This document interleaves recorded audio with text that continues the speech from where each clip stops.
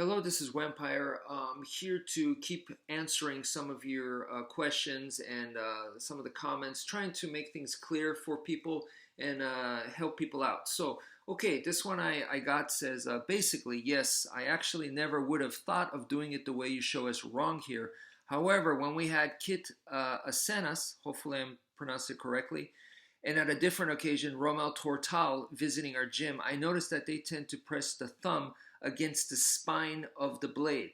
So yeah, this is in response to my Eskrima incorrect and proper grip knife video. Okay, so yeah, look, whether you're using the thumb or the palm of your hand, okay, the concept is still the same. The idea here is the fingers are the suspension. They are the spring, like on a tire of a bicycle or an automotive. Okay, it is a suspension. The fingers act that way, and then in the backside of the handle, we need a base. Okay, so that's what's going to lock it in. So the fingers do micro adjustments while there is a solid base, so that when you are cutting, you got something to work with, whether it's your thumb or whether it's your palm. You need something strong, okay? And the typical way people grip a knife, they tend to use the thumb and the pointer finger, and it wraps around, and it's more of a noose type. It's a rope type of motion, the physics, the way they're grabbing on that way. So when you do that, it changes the physics here from what I explained earlier. And a lot of times what it also does is it puts the spine of the handle right here, where it's between the thumb and the pointer finger.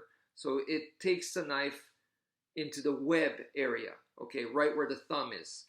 And if you've done some other kind of martial arts, any kind of martial arts training, whether it's a disarm or whether it's a wrist escape, like a wrist grab escape, you always hear go against the thumb. Well, this puts it right onto the thumb. Okay, so that's why, I called it the incorrect grip. Now, that being said, textbook wise, there is a right way and a wrong way.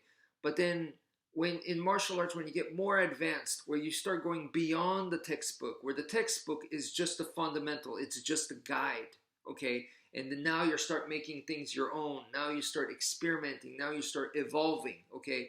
So when you start doing that kind of stuff, more advanced stuff, then you can totally change things, okay?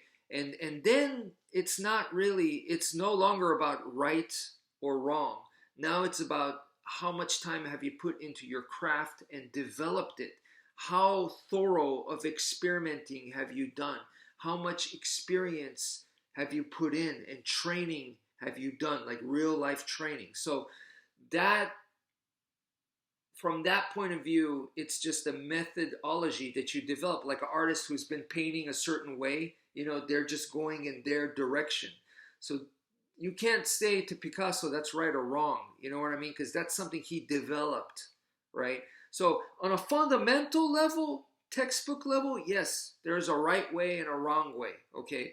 But once again, you go past that, it's no longer that. So the example I'm trying to give you here is this so-called improper, what I call the incorrect grip, okay? When you use, like I said, when you grab and use the thumb and the pointer finger, like most people do, it tends to wrap. It's like a rope closing in. So when you do that, you can see this is loose down here, and up here it's loose like this, because all the force is on here. This is what's keeping it closed. And yes, the knife is right on the web, okay? So that the benefit to that is now I could use the bottom three as a trigger to pull. And as I pull, okay, and using the web here, I could use the web as a springboard, because it is, it gives that kind of springy feel. Now I could really do snap cuts this way, okay? So from a snapping attack point of view, this is not wrong.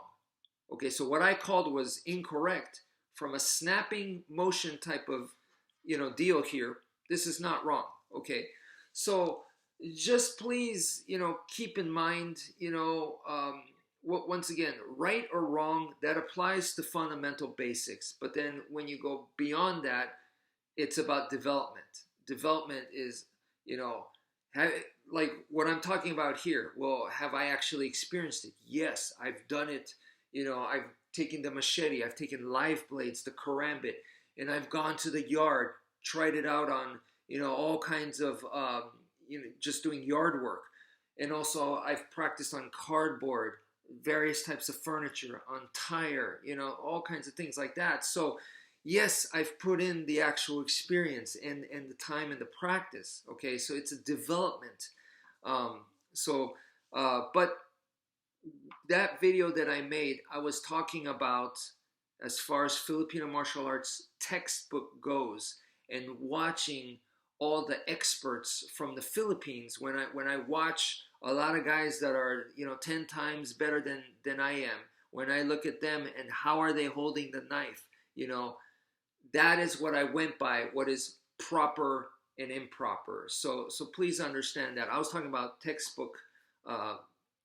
In that case, trying to help people out in that sense. So anyway, that's it for now. Thank you for viewing, and take care, folks.